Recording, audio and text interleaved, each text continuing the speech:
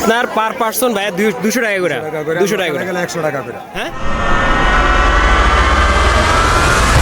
আপনারা যারা কখনো নেক্সট টাইম আসবেন অবশ্যই বাইঙে আসবেন, রিজার্ভে আসবেন না। আজ আমি আপনাদের কাছে প্রকাশ করব সিলেট জাফলং এর কিছু অসাধু লোক যারা সিন্ডিকেটের মাধ্যমে আপনার ঘুরতে যাওয়ার আনন্দটাকে এক মুহূর্তে করে দিতে পারে নষ্ট। এমনই কিছু অসাধু লোকের ফাঁদে পড়ে আমরা যে সমস্যার সম্মুখীন হয়েছিলাম জাফলংয়ে, একজন পর্যটক হিসাবে চাইবো না আপনারা কেউ এই সমস্যার সম্মুখীন হন। এছাড়া কিছু ভ্রমণ অভিজ্ঞতা সহ জাফলং এর যাবতীয় খরচ, ভ্রমণ গাইড এর সব কিছু তুলে ধরবো এক ভিডিওতে। তো চলুন ঘুরে আসি সিলেট জাফলং থেকে। সিলেটের চতুর্থ দিনে আজ আমি পরিবার নিয়ে যাচ্ছি সিলেট জাফলং ঘুরতে। শহর থেকে জাফলং এর দূরত্ব প্রায় 56 কিলোমিটার। সাধারণত জ্যাম না থাকলে গাড়িতে 2 থেকে 2.5 ঘন্টা সময় লাগবে আমাদের জাফলং পৌঁছাতে। শহরের কোলাহল পেছনে ফেলে আমাদের গাড়িটি যখন এগোতে শুরু করলো, তখন ধীরে ধীরে দৃশ্যপট বদলে যেতে থাকে। ব্যস্ত রাস্তা আর মানুষের ভিড় কমে আসে, আর চোখের সামনে ভেসে ওঠে সবুজে ঘেরা উঁচু উঁচু পাহাড়, আঁকাবাঁকা রাস্তা আর শীতের কুয়াশা ভেদ করে মিষ্টি রোদের আলো, সব মিলিয়ে চোখ জুড়িয়ে যাচ্ছে। তবে বর্ষাকালে এই একই পথ হয়ে ওঠে আরো প্রাণবন্ত।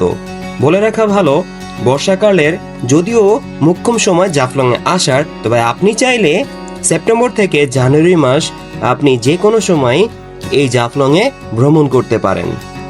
সবুজে ঘেরা পাহাড়, নীল আকাশ আর প্রকৃতি দেখতে দেখতে কখন যে 2 ঘন্টা অতিক্রম করে আমরা জাফলং 0 পয়েন্টের কাছাকাছি চলে এসেছি বুঝতেই পারিনি।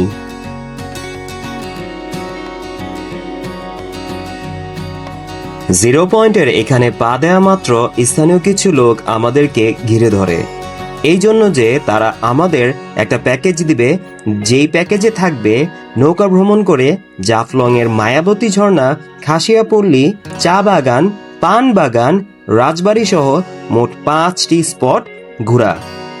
ওনারা এসব ঘুরিয়ে দেখাবে ওনাদের নিজস্ব সিএনজি দিয়ে। তবে এই প্যাকেজের দাম চাইল আমাদের কাছে 4,000 টাকা। আমরা ওনাদের অ্যাভয়েড করে জাফলং এর 0 পয়েন্টের দিকে চলে গেলাম।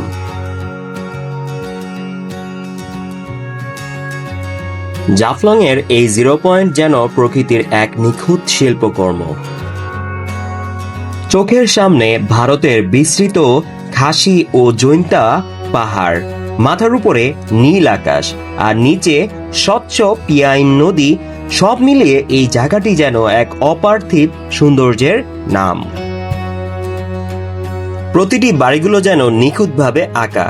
ভারতের এই পাহাড়ি রাস্তা, বাড়িঘর দেখে মনে হচ্ছে সেখানে ছুটে চলে যায় এক দৌড়ে। পাহাড়ের ঢালে ছড়িয়ে থাকা এসব বাড়িগুলো দূর থেকে দেখলে মনে হয় সবুজ পাহাড়ের গায়ে রঙের কয়েকটি বিন্দু আলতো করে বসে আছে।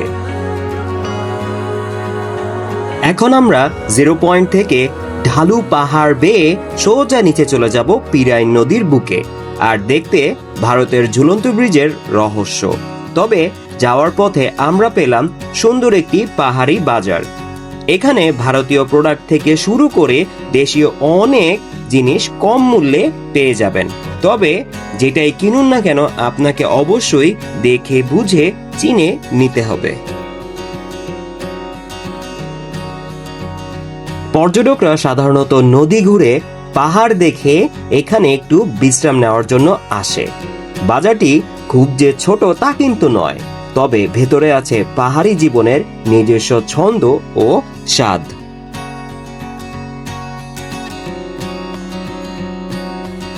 জাফলং এর পাহাড়ের এই বাজারটি শুধু কেনাকাটার জায়গা নয়, এই পাহাড়টি মানুষের জীবন, সংস্কৃতি ও সরলতার এক জীবন্ত ছবি।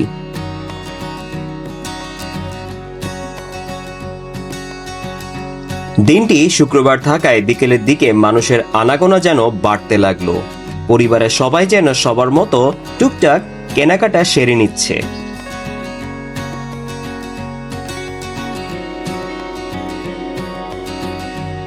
এখানে আমার বড় ভাই প্রতি পিস 100 টাকা করে কিছু গ্রিন টি কিনে নিল।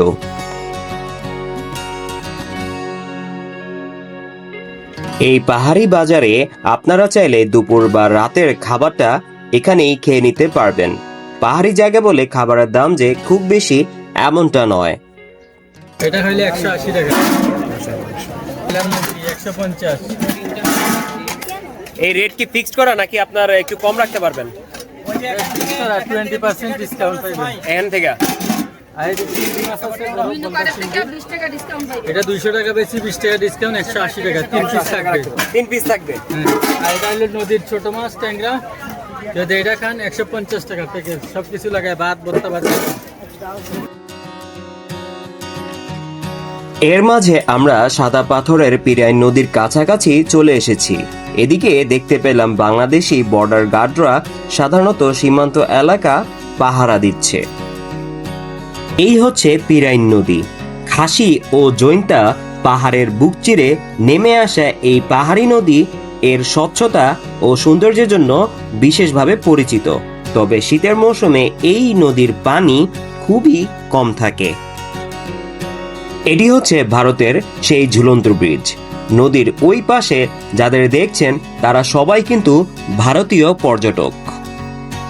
সেই 4000 টাকার প্যাকেজের কথা মনে আছে নিশ্চয়ই। এখানে আসতে আসতে সেটা বলতে পারেন 1600 টাকায় নেমে এসেছে 9 জনের প্যাকেজে। আপনার পার পার্সন ভাই 200 টাকা করে, 200 টাকা করে, 100 টাকা করে। হ্যাঁ, গাড়ি ছাড়া গেলে 100, গাড়ি সহ 200। ওখানে গাড়ি দিব, বুট দিব। হ্যাঁ। আপনি যত সময় লাগে ঘুরবেন, আপনি 8 জনে এক গাড়িতে যাবেন, 8 বাচ্চা জনে? কুলো নেবেন। এক গাড়িতে। হ্যাঁ, 8 জন অটো গাড়ি। মানে একটা গাড়ি আমাকে দিয়ে দিবেন, একটা গাড়ি আপনাদের 8 জনে যাওয়া যাবে এক গাড়িতে? আপনাদের মানবতার খাতিরে আমি এক গাড়িতে 8 জন যাওয়া যাবে? জি জি, আপনার সানবোর্ড সবগুলো এক গাড়িতে 8 জন। এক গাড়িতে 8 জন যদি না আটে, 8 জন গাড়ি আটবো না কেন আপনাদের বাচ্চা? এরপরে যদি আপনাদের যদি বলেন যে 2 জন পুরুষ আছেন, ওরা 5 জন আছে, ওরা সাথে এক গাড়িতে উঠে যান 2 জন, পারবেন? যদি সমস্যা হয়? সমস্যা হলে আরামে দিয়ে দিচ্ছি। তাহলে পার পার্সন কত করে ধরলেন ভাই? 200 করে। গাড়ি ভাড়া সহ ওকে, যান ভাই, যাও, উঠো উঠো উঠো উঠো উঠো, বসে পড়ো। এক স্পট গেলে 100। সাধারণত সব থেকে বড় বোকামি ছিল এটি।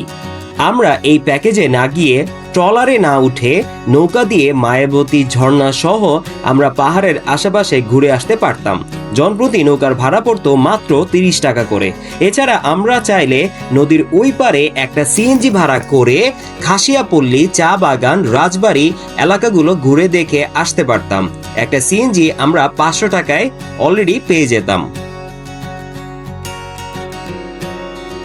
যাই হোক, এর মাঝে আমরা নদীর এই পারে চলে আসি। আমাদের সময় লাগে মাত্র 10 মিনিট।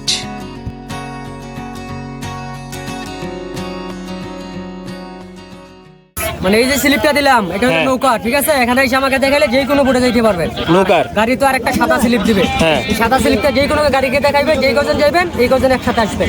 ও, মানে ওইখানে যে কোনো আপনার গাড়িকে দেখাইলেই আমাদের আবার নিয়ে আসবে। এই কজন যাইবেন এক গাড়িতে, এই কজন একসাথে আসবেন। টাকা গাড়ি এই জায়গায় দিয়ে যেতে হবে। নৌকার রাস্তা আলাদা, কোনো সমস্যা নেই, বুঝছেন? ও, 1600 টাকার প্যাকেজ ভাড়া দিয়ে ওদের থেকে নিয়ে নিলাম 2টি স্লিপ, একটি নীল আর একটি সাদা। উপরে যে কোনো একটি সিএনজি কে এই স্লিপটি দেখালে ওরা আমাদের সব জায়গাগুলা ঘুরিয়ে দেখাবে। আর ফেরার পথে সাদা স্লিপটি যে কোনো নৌকাকে দেখালে তারা আমাদের আবার ওই পারে নামিয়ে দিয়ে আসবে। এখন আমরা যাইতেছি জাফলং চা বাগান। জাফলং চা বাগান।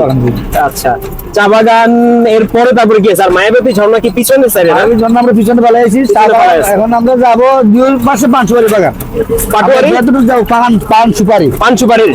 পান সুপারির বাগান। এই যে এগুলো হলো পান বাগান। এই যে এগুলো পান বাগান সব না? হ্যাঁ, প্রত্যেকটা এই যে পিছনে এগুলো? পিছনে এগুলো। আমরা যতটুকু যাবো এতটুকু পান সুপারি বাগান। পান সুপারির বাগান। হ্যাঁ, হ্যাঁ। আমাদের মাঝখানে আমরা জমিদার বাড়ি করবো, জমিদার বাড়ির উপরে দিয়ে যাবো, আশাবাদী জমিদার বাড়ি বেড়ে করবো। কাশিয়াবলী একসাথে, জমিদার বাড়ি কাশিয়াবলী একসাথে। একসাথেই? হ্যাঁ। ওইখানে তো আমরা একটু ভিতরে ঘুরে আসতে পারবো নাকি? হ্যাঁ, ঘুরতে পারবেন। করতে পারবো। সময় তো আনলিমিটেড নাকি আসার সময়? আসার সময় না, আপনি চা বাগান দেরি করেন, জমিদার বাড়ির খাসিয়াবলী সময় পাবেন কম। সময় কম পাবো। সময় পাবেন, চা বাগান আপনি আনলিমিটেড যাত্রী খুশি করেন। হ্যাঁ, খাসিয়াপল্লিতে যদি ঘুরতে যাই। কাশিয়াবলী যদি চা বাগান ঘুরে আসা পথে হ্যাঁ, আপনি জমিদার বাড়ি নামবেন, লাইনটা খাসিয়াপল্লি মানে 5 থেকে 10 মিনিট মধ্যে ঘুরতে পারবেন, এর বেশি পারবেন না। ও মানে এখানে সময় কম। খাসিয়াপল্লির এখানে মানে ফ্যামিলি বাড়ি, Family বাড়ি। এখানে আপনি বেশি দেরি করতে পারছেন না। বেশি দেরি করতে পারবো না। বাড়ির ভিতরে ঢুকতে পারছেন না, বাইরে থেকে আপনি ঘুরতে পারবেন, দেখতে পারবেন, গেট গুলাতে হ্যাঁ। ছবি তুলতে পারবেন, সব ফ্যামিলি গেট। এইটুকুই পর্যন্ত পারবো। হ্যাঁ।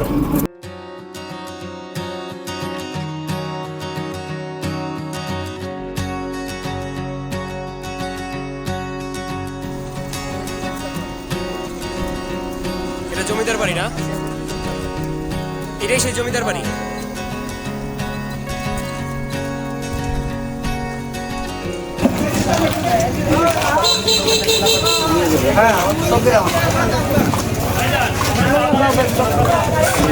তো আমাদেরকে কাকা নামিয়ে দিল, এখন আমরা সবাই মিলে যাচ্ছি হচ্ছে চা বাগান দেখার জন্য। এই চা বাগানটা নাকি 2700 একর জমির উপরে করা এই চা বাগানটি, এবং এটার ভিতর দিয়ে আপনি ভোলা জাফলং আর কি বাজারও চলে যেতে পারবেন চাইলে।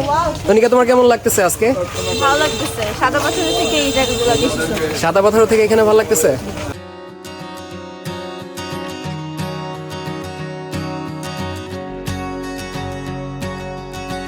সত্যি বলতে আমার জীবনে এই প্রথম এত বড় চা বাগান দেখা। খুব ইচ্ছে হচ্ছিল চা বাগানের অপর প্রান্তে চলে যাওয়ার, কিন্তু আমাদের হাতে এতটা সময় ছিল না। পরিবারের সাথে এই চা বাগানের স্মৃতি ধরে রাখতে সবাই মিলে কিছু ছবি তুলে নিলাম। সাদা স্লিপটি এবার সিএনজি চালককে দেখিয়ে আমরা চলে যাচ্ছি খাসিয়াপল্লিতে।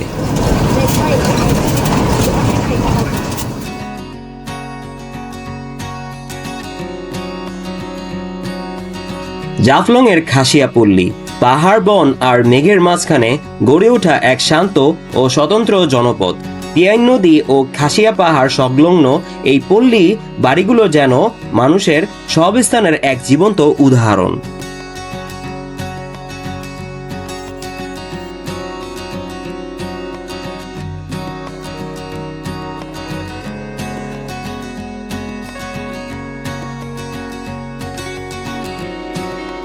এখানকার প্রতিটি দোতলা বাড়িগুলো দেখতে অসাধারণ ছিল।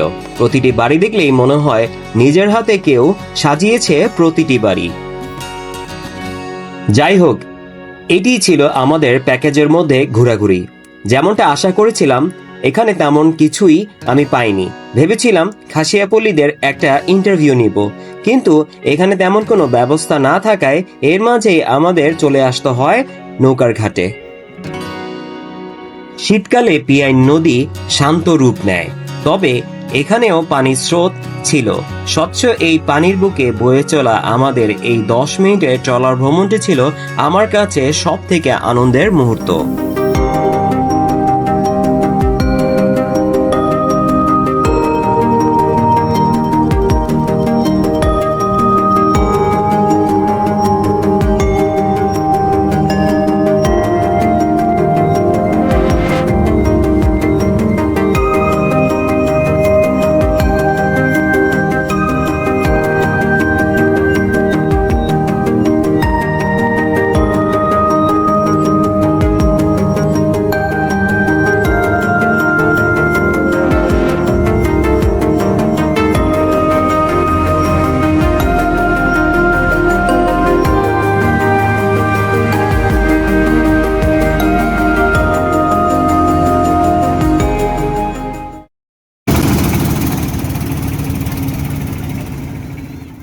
সব থেকে খারাপ লাগার বিষয়টি ছিল নদীর পানি কম থাকায় আমাদের ঝুলন্ত ব্রিজের কাছাকাছি না থামিয়ে বাধ্য করে এখানে নামতে।